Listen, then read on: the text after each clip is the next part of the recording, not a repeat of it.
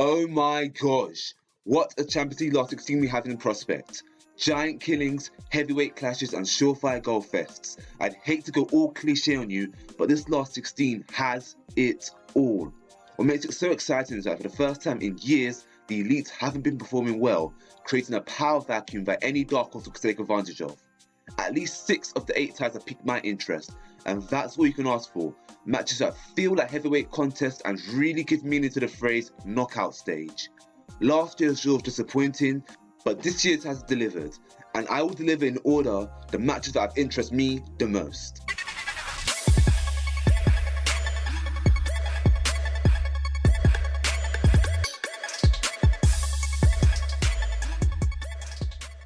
The tie I'm looking forward to the most contains Europe's best attack, and I'm not talking about Barcelona.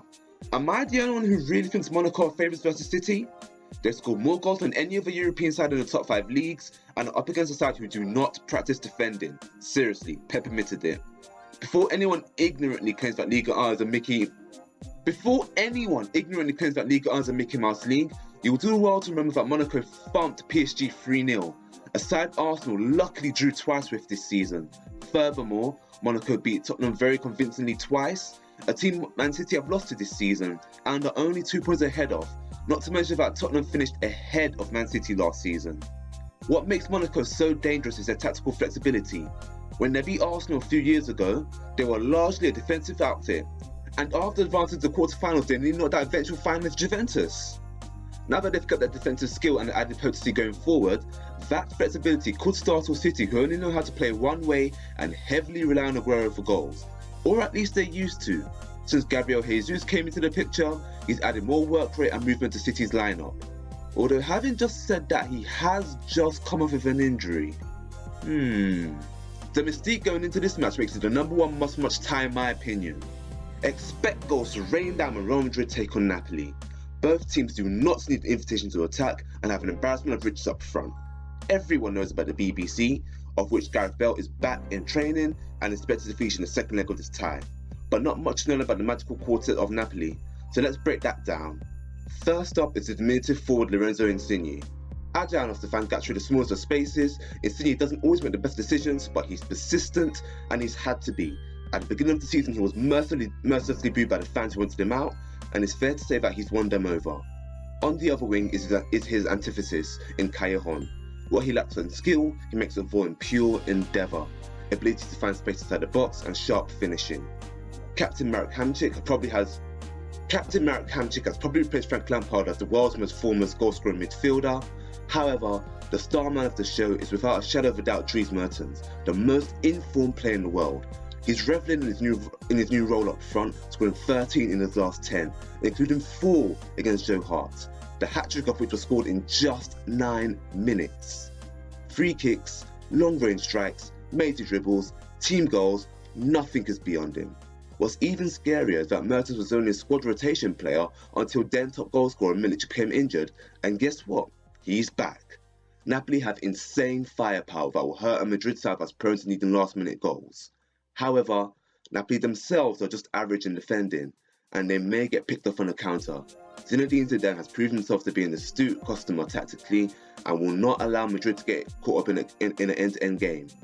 Madrid's tactical versatility probably gives them the edge as well as the overall quality advantage. Still, do not be surprised if Napoli gives them the fright of their lives. What I'm about to say next will expose the fact that this video is late in coming out and I've had to edit it slightly, but my next pick is one that you, and myself included, will have overlooked, but I urge you as a neutral to watch it in the second leg ahead of that pointless match that is now Barcelona versus PSG. Benfica and Dortmund are finally poised with the Portuguese club leading 1-0 in the first leg. Both are attacking sides with many wonder kids tipped to reach the top of the game. Dortmund are rightfully favourites to win this tie. They've twice come from behind to draw against Real Madrid, who are the best team right now in the world, and they've also beaten Bayern Munich in the league. But they are also the ultimate Jekyll and Hyde team who struggle with expectations. Their league position reveals their inconsistency and inability to defend well. They've dominated the first leg and even missed a penalty. That's what makes this tie so intriguing. You just don't know what each team is going to do next, and you presume that they don't either. Trust me, keep an eye on this one. On to the first of the heavyweight clashes I mentioned, Bayern Munich versus Arsenal. I won't spend a lot of time on this one as I've already done a match preview on another video which is actually blown up on views. Thanks a lot guys. But this match is a lot harder to call than you think. Can Bayern return to form? Or can Arsenal finally reach their potential in what might be Arsenal's last season? This only features midway because we've seen this movie before, and I feel that this has a much more predictable ending than others. Still, you never know. Watch my match preview after this video, of course. Next up is Sevilla vs Leicester. On paper, this is the whitewash. If Sevilla show up, they'll beat Leicester comfortably. Sevilla's credentials speak for themselves. 3-time reigning champions of the Europa League, they've now gone on and taken their game to a whole new level. They're firmly in the La Liga title race and they're outperforming Atletico Madrid. That said, they can and have imploded against the smaller teams this season. Leicester fits into that category, and if they can catch Sevilla on an off day, the fairy tale continues. Okay, before PSG annihilated Barcelona, this was second on my list. If you're subscribed to Scoop on Football or follow me on Twitter, you'll know that Barcelona are having a poor season. They're in the middle of an identity crisis, and instead of being a balanced side, they're now over-reliant on the MSN to save the day. It works most of the time, of course it would, but when it doesn't, well, you've just seen. Of course, PSG have had the best of seasons too, so I assume that this would be a very difficult one to call. I was wrong. But what I also said was that the loser of this contest will be sacked by the end of the season. Purely for that purpose, it is worth tuning in to see if Barcelona will fight for their manager. Personally, if I lose Enrique, I'd be packing my bags. The last two matches I'm not too keen on. Juventus will beat Porto if they keep their eye on the ball. With Atletico Madrid's shaky form, they now arguably have the best defence in the world. Meanwhile, Porto struggled to progress from the weakest group by far. We've seen some amazing Porto sides in the past. This isn't one of them. As for Leverkusen vs Atletico Madrid, the most exciting part of their match last season was the penalty shootout.